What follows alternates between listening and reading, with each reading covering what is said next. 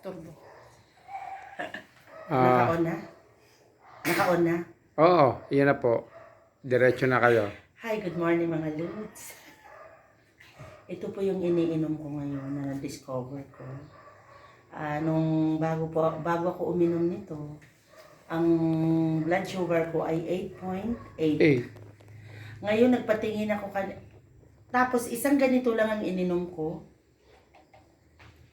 Kanina nagpatingin ako, ang blood sugar ko ay 6.5. So, hindi ko sigurado, kasi bukas magpapatingin ako talaga doon sa hospital, kung talagang accurate na yun talaga yung aking blood sugar. So, pag napatunayan ko na talagang 6.5 or talagang bumaba ang sugar ko, gusto kong ipaalam sa inyo at gusto kong i-share na talagang ito yung nagpagaling sa akin. At pag nagkataon na tunay, hindi na ako magme-maintenance para sa blood sugar. Sobrang ang ganda. Iniinom, kung gusto niyo, wala itong lasa, masarap. Pero i-rep nyo para medyo masarap inumin. Pwede rin yung gawing juice. Lalagyan nyo ng konting sugar.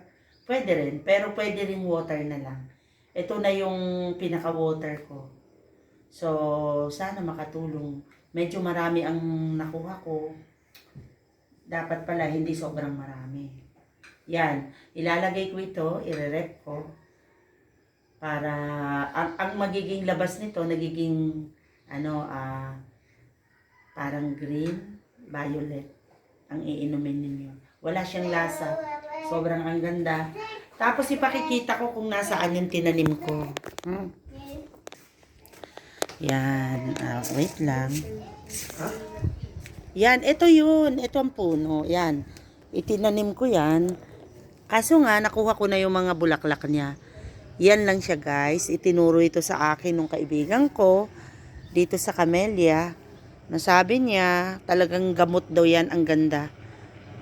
So, shinare ko lang sa inyo. Sana makatulong.